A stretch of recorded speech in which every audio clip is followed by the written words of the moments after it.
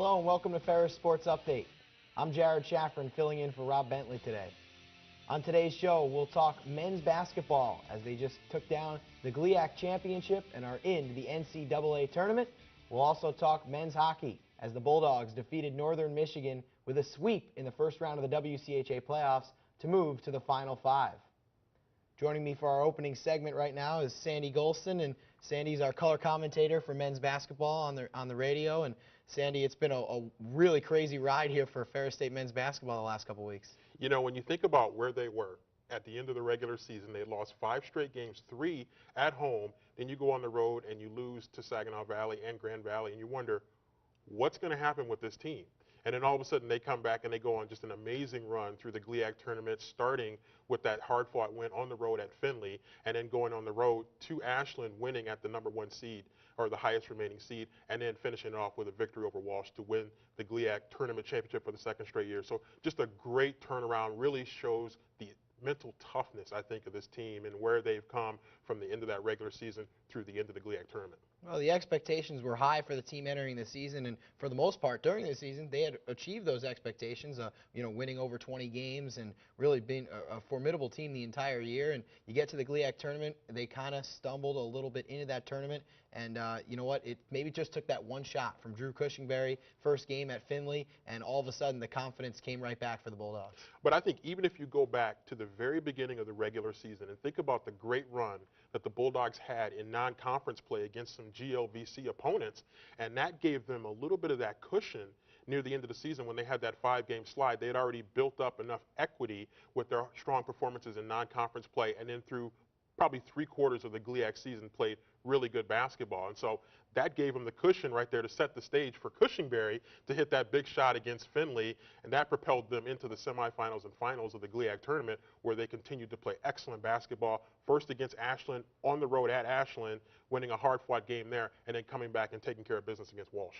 Yep, back-to-back GLIAC tournament champions for the Bulldogs in 2015 and 16. So they move on to the NCAA tournament, and we don't know what their fate is yet. They're still moving in the NCAA tournament, recording this show here on Tuesday, well, on Monday, and then the game's on Tuesday. So we don't know what their outcome is yet. They could be moving on to Texas to the Elite Eight, but right now, 2 wins in the NCAA tournament for Ferris State, and they're in the Sweet 16. And first, let's also credit some of our other Bulldog athletic teams joining that back-to-back GLIAC championship club with football, the football team getting it done this fall again, and also the volleyball team getting it done as well. And so setting the stage for them to go into that NCAA tournament. You go into the NCAA tournament, one and done potentially, you lose and you go home. And so the Bulldogs knew that they had to bring it all, and going on the road to Wisconsin, setting the stage for what's going to be a great run. We hope to continue in the tournament, but a great job by the Bulldogs getting off to a great start. A couple of hard-fought wins to begin the NCAA Division II Midwest Regional. Yeah, the Bulldogs were the #7 seed in the regional, and they went out to Wisconsin Parkside, faced a Bellarmine team that was the #2 seed in the regional, and boy, oh boy, Ferris State shot the lights out in that game.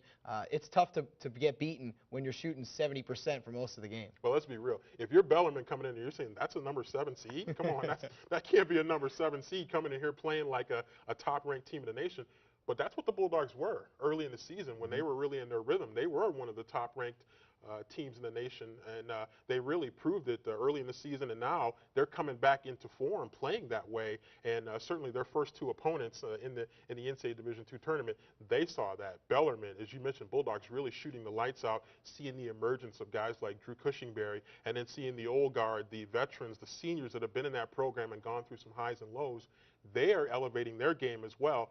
They don't want their careers to end right now. Drew Cushingberry is saying, well, I got a couple more years, but I don't want my seniors to go out any sooner than what we can prevent. So great to see some of the young guys elevating their game and really matching the level of intensity that we see from some of the older players. But not even just Drew Cushingberry, Zach Hankins stepping up. Lots of other young guys that are really stepping up and helping to lead this team. 100-84 was the final score against Bellarmine. The Bulldogs cracking the 100-point mark, and from behind the arc in that game, 10 out of 16.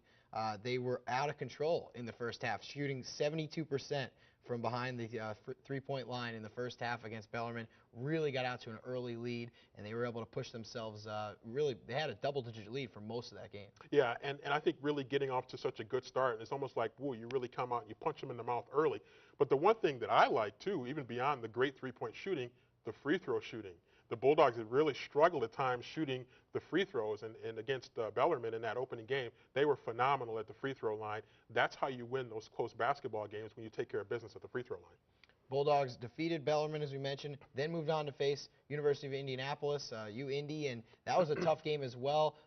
Started out really hot again, but it got a little bit closer. Only a 2-point win for Ferris State in that one, but again, it was the hot shooting, and really all season I've kind of talked about this a little bit, and I know you guys have talked about it on the broadcast, but the bench is so deep for this team. Coach Andy Bronkema, he can go to any guy at any time and have them make an impact, and those guys are confident coming off the bench, and everybody seems to keep each other fresh when you have such a great rotation. That's a great point, Jared, because Coach Bronkema has a pretty solid rotation that he uses, rotating guys in and out, almost like clockwork the way they rotate in.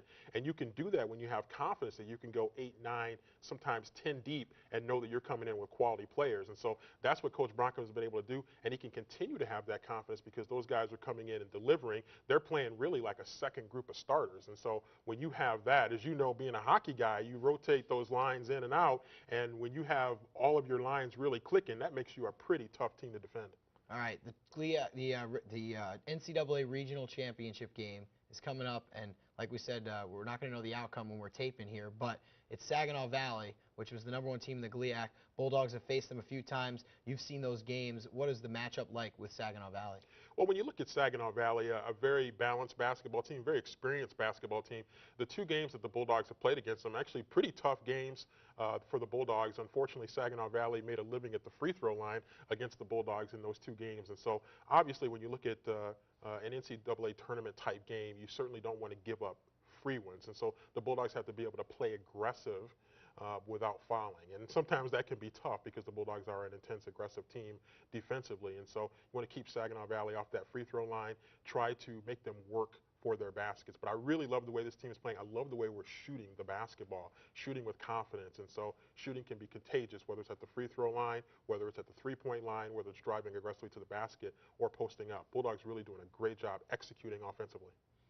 Bulldogs taking on Saginaw Valley in that regional final, and you mentioned the seniors don't want the season to end. They still got some young talent that are going to come back, but no matter what happens, I think now with this run in the playoffs, it's been a pretty successful, satisfying season for this team. It has been, and when you look at this senior class, with the exception of James Chappelle, recruited in by Bill Saul, the former head coach of the Bulldogs, who's now at Northern Michigan University, and they have endured that coaching change and some rough times early in their careers where they were young and having to step up earlier than maybe what they expected to have to lead that team.